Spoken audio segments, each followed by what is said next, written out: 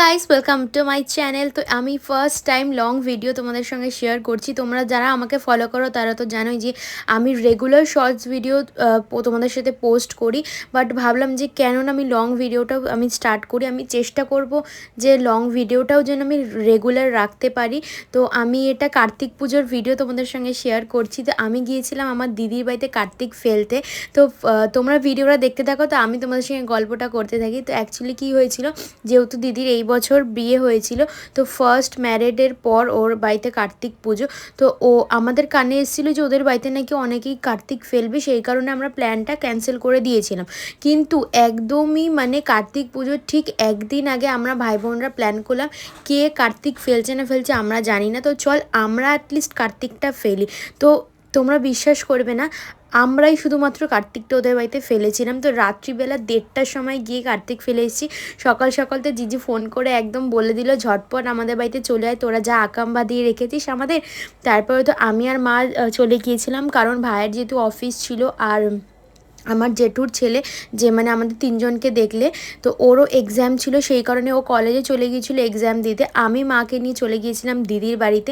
ওখানে গিয়ে যেতে না যেতেই তো দেখি একদম তোড়জোড় করে খাওয়া দাওয়া সব কিছু রান্নাবাড়ি শুরু হয়ে গিয়েছে। মা ওখানে গিয়ে কাজে বসে পড়েছে, যা যা টুকটাক কাজ করতে ছিল। আর চলো আমাদের পুচকুর সঙ্গে তোমাদেরকে মিট করায়।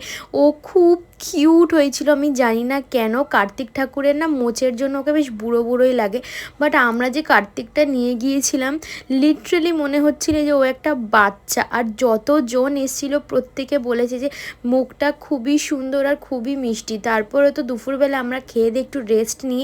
আমি আর দিদি মিলে পুরো ঘর এই ঠাকুরের ব্যাকগ্রাউন্ডটা পুরো সাজালাম। আমি ঘরের পেছন, তারপরে হচ্ছে গেটের একদম মেন গেট, দিদির গেটের সামনে আলপনা, ইভেন ঠাকুরের সামনেও আলপনা, যা যা টুকটাক কাজ করার ছিল আমি সেগুলো করলাম। তারপর এখানে তোমাদেরকে একটুখানি রান্নার কাজও দেখাচ্ছি। কি কি আইটেম আছে সেগুলো তো পরে বলবো, তোমরা ভিডিওটা কন্টিনিউ করো তো নিশ্চয়ই জানতে পারবে। আর যদি আমার ভিডিওটা ভালো লাগে তাহলে কিন্তু অবশ্যই আমার চ্যানেলটাকে একটা সাবস্ক্রাইব করে দিও, আর ভিডিওটাকে একটা লাইক কমেন্ট আর শেয়ার কিন্তু নিশ্চয়ই করো। আর দেখছো ফ্রাইড রাইসেরও এখানে প্রিপারেশন চলছে।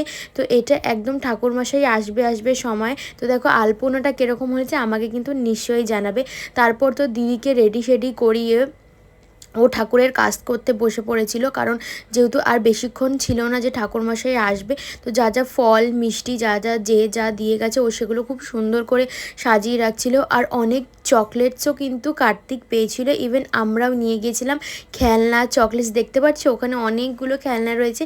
আর এই গপুকেও বসিয়ে দিয়েছে, আর এই গপু দুটো দিদির বিয়েতে পেয়েছিল। তারপরে তো ঠাকুরমশাই এসে নিজের মতো নিজে সব কিছু গুছিয়ে নিল, কারণ জানোই যে পুরোটা আমরা কিছুই করতে পারি না। ঠাকুরমশাই যতক্ষণ না এসে আমাদেরকে বুঝিয়ে দেন বা বলে দেন। তারপরে দিদিকে যেহেতু বলে দিচ্ছিল, ও যতটা পারছিল করছিল।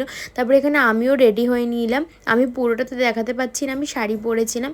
আর এখানে দিদি আর জিজু পুজোতে বসে পড়েছে, যেহেতু ওদের নামেই পুজোটা হবে। তো অনেকক্ষণ পুজো টুজো দেখার পর বেশ ভালোও লাগছিলো, কারণ ট্রাস্ট মি আমি প্রথমবার না এরকম কার্তিক পুজো দেখছি। আমি কোথাও এরকম ইনভিটেশন পাইনি, আর লাইফে প্রথমবার কার্তিক দিদির বাড়িতে ফেলতে গিয়েছিলাম, কারণ কোনো বন্ধুবান্ধবদের বিয়েও হয়নি, তো আমরা তাদের বাড়িতে কার্তিক ফেলতেও যাইনি। আর যেহেতু 4 প্রহরের পুজো ছিল, মানে পুরো সারা রাত পুজো হয়েছিল, বুঝতে পারছো তো। আই থিঙ্ক পুজোতে 9:30 কি 10টার দিকে বসেছিল, 2:30 কি 3টে নাগাদ পুজো শেষ হয়েছে। আর এই ছাগলগুলোকে দেখো, ক্যামেরা দেখেই একদম পোজ মারতে শুরু করে দিয়েছে। আমিও মারবো যদিও বা তারপরে তো যেহেতু সারা রাত পুজো হবে, তাই বড়রা বললো যে ডিনারটা করে নিতে। আমরা প্রত্যেকে রাতের খাবারটা করে খেয়ে নিলাম। তো মেনুতে ছিল ফ্রাইড রাইস, কাশ্মীরি আলুর দম, ছানার কোফতা, চাটনি, পাঁপড়, রসগোল্লা, সন্দেশ, এইটুখানি। খাবার দাবার কিন্তু ভীষণ ভালো হয়েছিল। আর কিছু ক্লিপস এখানে নেওয়া হয়নি, যে খাওয়ার পর আমরা প্রত্যেকে উঠে ভীষণ নাচানাচি করেছিলাম, মানে কি বলবো, প্রচুর পরিমাণে। ওই ভিডিওগুলো না নেওয়া হয়নি। তারপরে তো ঘরে এসে দেখতে পাচ্ছ 1:30টার কাছাকাছি বাজে, তখনও আরতি চলছে। আর এত সুন্দর আরতি করেছে ঠাকুরমশাই। আর ঠাকুরমশাইটা যেহেতু আমাদের চেনা জানাই, তো খুব সুন্দর করে পুজো করেছিল, মানে কি বলবো। মানে আমরা বসে প্রত্যেকে বসে ওখানে পুজো দেখছিলাম। আরতিটাও আমরা পুরো ওখানে বসেই দেখেছি, ভীষণভাবে এনজয় করছিলাম। এখানে আমি, দিদি আর পাপিয়া বসে রয়েছি। তো খুব ভালো ভালোভাবে তিনজন একদম মন দিয়ে দেখছিলাম। स्वाहा ओम प्रजापति श्री गायत्री छंदे अग्नि देवाय स्वाहा ओम प्रजापति श्री गायत्री छंदे अग्नि देवाय स्वाहा।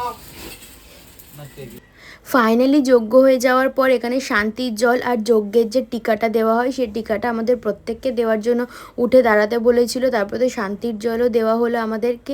তো সেই দিনটিতে আমরা প্রত্যেকে খুব সুন্দরভাবে কাটিয়েছিলাম। তো তোমাদের কীরকম ভিডিওটা লাগলো আমাকে জানিও, আর এই লং ভিডিওগুলো আমি কন্টিনিউ করব কি না সেটাও কিন্তু আমাকে নিশ্চয়ই তোমরা কমেন্টে জানিও। তাহলে আমার ভালোও লাগবে। আর প্লিজ তোমরা একটু সাপোর্ট করো যাতে আমি নিজে একটা কনফিডেন্ট পাই যে হ্যাঁ তোমরা দেখতে পছন্দ করছো, তো আমাকে ভিডিওটা ডেফিনেটলি বানাতে হবে। তো আজকের ভিডিওতে এতটাই, তোমাদের কীরকম লাগলো, আর যদি ভালো লেগে থাকে তাহলে কিন্তু প্লিজ চ্যানেলটাকে সাবস্ক্রাইব করে দিও, একটা লাইক করে দিও। তো দেখা হচ্ছে নেক্সট কোনো ভিডিওতে। বাই।